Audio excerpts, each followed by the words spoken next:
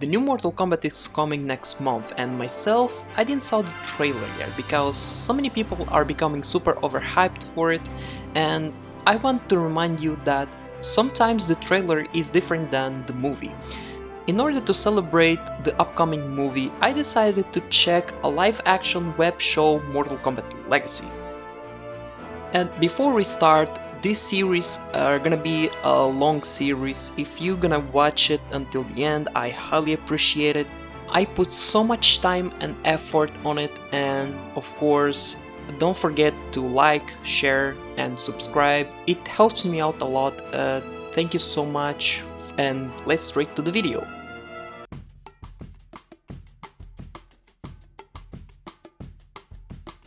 The first episode was released in 2011. The length of the series was only around 7 to 10 minutes. Well, each character has their own plot story that connects with a few characters. That's it, that's the plot. If you're not satisfied, then let's check it out one by one. The first episode begins with Sonya Blade investigating a factory which is supposedly building cyborgs, a clear reference to ketchup and mustard. No, I'm not joking, this was the prototype of their names. Then we cut to Jax Briggs and Stryker, who is a cop, not a military for some reason. I understand Stryker being a cop because he is in video game, okay, but Jax and Sonya, they are soldiers from special forces, but anyway. Then Sonya got captured by Kano. No, seriously, what's wrong with all the blonde chicks being held hostage? The team decided to assault the factory to rescue Sonya, and the scene ends up with a shootout with a cameraman who looks like he has a stroke. Very shaky, very cut-pasted, and I could not follow much the action. It reminds me like the final fight from Alex Cross. It is quite abysmal. Oh my Lord Jesus. Oh, look at the holy can someone who watch this? Who can watch this? People gonna get fucking epilepsy. Jesus, holy shit. Jax and Kano starting fighting, it was decent. Then Sonya managed to get free and the episode ends. In the next episode, Sonya kicks the bad guys' asses. Jax and Kano kept chasing and fighting like kids playing a tag in kindergarten. Hey, wanna play tag? No, I don't want to play tag, you dumb fuck! Jax defeats Kano by taking away his right eye. Now he's getting more like the video game character. And seriously, I don't understand. Not even Mike Tyson's punch is that deadly. So, one guy throws a grenade, Jax saves Sonya and losing his arms, apparently. And the episode ends, Kano having a surgery or some shit, you know, to become more like a character.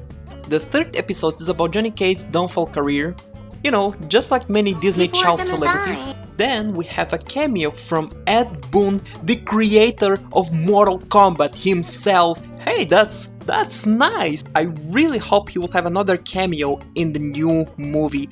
It's gonna be awesome. And then we have Johnny Cage chasing a bad guy and make his significant move from the game, punching these nuts. Then it revealed to be an anti-piracy commercial. Remember kids, piracy is bad unless the company is Disney. No, I mean seriously, they can lose billions by making High Republic where there's a character who is literally a rock. I'm sorry, I'm getting out of context here. Then the producers reacted the same way that I reacted to this entire series. So he failed to close the deal. He tries to convince them with another commercial and fails again. Later, he discovers that one of the producers stole his own ideas and gave to an actress to portray a female version of Johnny Cage, just like Disney does. Johnny teaches them a lesson by punching him. Larry, what the hell are you doing? Larry! Larry, you can't just... Oh, Larry! Oh, are you alright? How did you...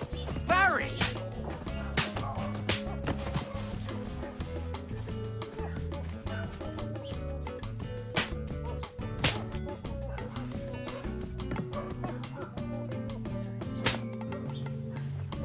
what's going on here? Sir, I'm arrested. Then the time stops. Johnny is visited by the devil, offering him a deal. Nah, just kidding. I think it's Shang Tsung. I don't know. I don't know. Raiden, Shang Tsung. I don't know. No, seriously, who the fuck is this guy? Then the episode ends. The fourth episode is story of Kitana and Mileena. It starts in her homeland Edenia being invaded by Tarkatans. Here we introduce Baraka, who strangely looks like goblins from the Lord of the Rings, and Shao Kahn. Oh my god!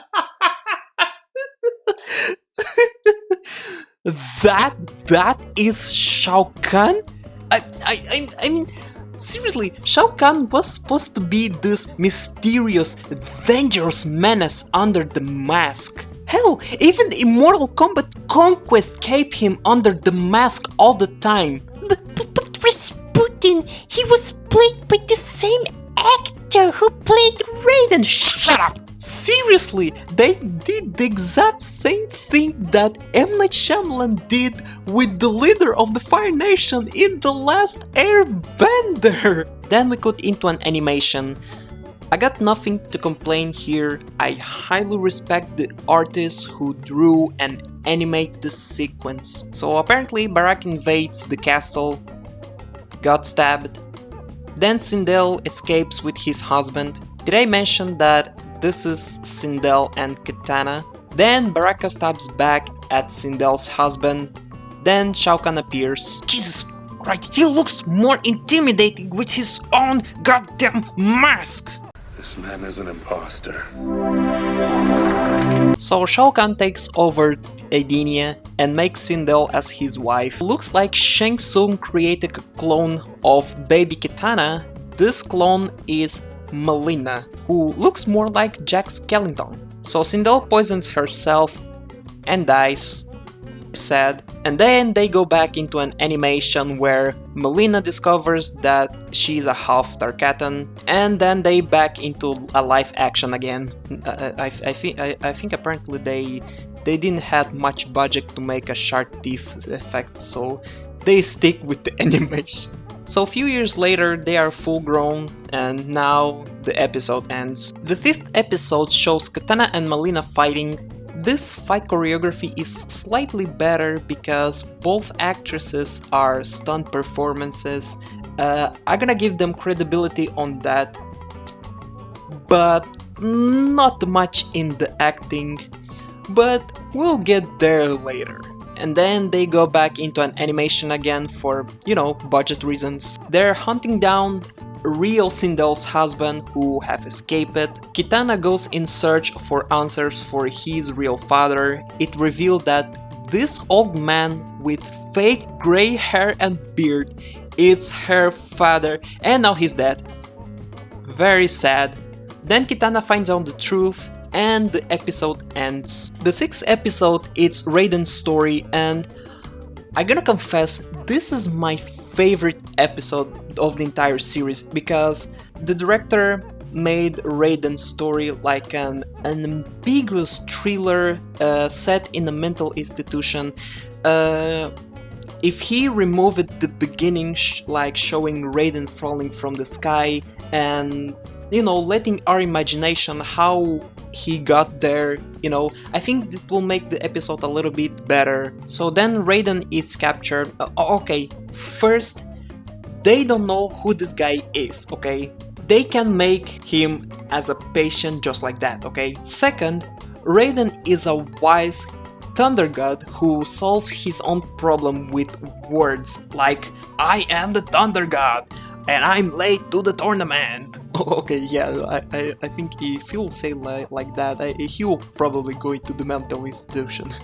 Now, for the rest of episode, I'm not gonna show you much of this footage because it contains scenes that is gonna make you a little bit unsettled and uncomfortable, and I love you guys very much and I don't want you to suffer with me like that. If you want to check by yourself, I have all the links of the old episodes of the first season and 2 seasons in the description below, so if you want to, feel free to check them out. And also, I'm not gonna talk much about this episode because this covers so many strong subjects like mental issues, and again, if you want to check it out, I got the links right below. So I'm gonna skip basically into the end, and yeah, that's it, folks. Raiden asks this lady to stab him, then he teleports to another location and steals this old man's hat. What a dick. The 7th episode is Scorpion and Sub-Zero's story, so Hanzo is playing with his son. In case you're confused, Hanzo Hasashi is Scorpion and of course Bihan is Sub-Zero. Now you get their real names, let's just keep moving forward. お前の父としてそうできればいいと思う。しかし Oh my lord! He's Japanese, looks like a robot trying to translate something from English. Holy cow! Seriously, I think like the agent of this actor was like, "Sir, we have some good news and bad news." Really? Then tell me the good news first. The good news is you got the role to play as Scorpion. Really? Oh yes! Yes! And they're gonna start shooting tomorrow. Oh, thank God! Oh my God! You have no idea how. Thank you so much, my agent. I highly appreciate it. The bad news is you have to learn Japanese fluently because they're gonna speak all the time Japanese. But besides that, I respect it because unless he was speaking Japanese, okay, slow, but it was okay. Then they had a dinner and the kids starting singing.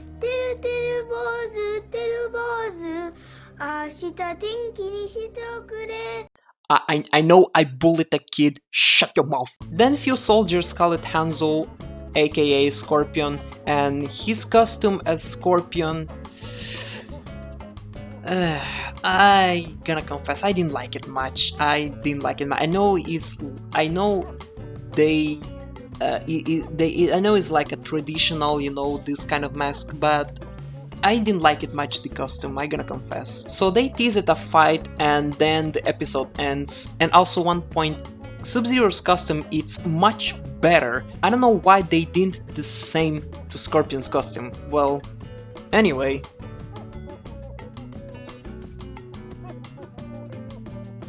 So the final episode of the season 1 is about Cyrax and Sektor fighting against Hydro, you know, a robot who has the ability to throw ice, and apparently they win.